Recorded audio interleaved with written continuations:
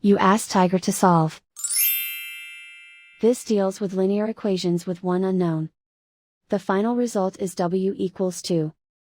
Let's solve it step by step. Simplify the expression. Expand the parentheses. Simplify the arithmetic. Group all w terms on the left side of the equation. Subtract 4w from both sides.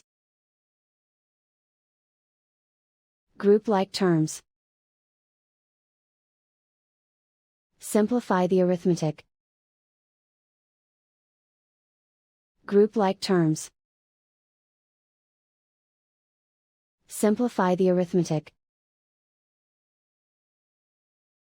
Group all constants on the right side of the equation. Subtract 6 from both sides.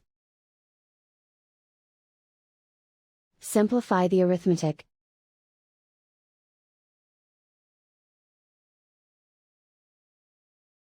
Isolate the w.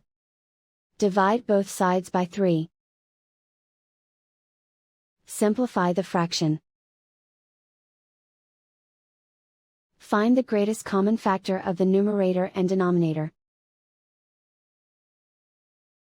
Factor out and cancel the greatest common factor.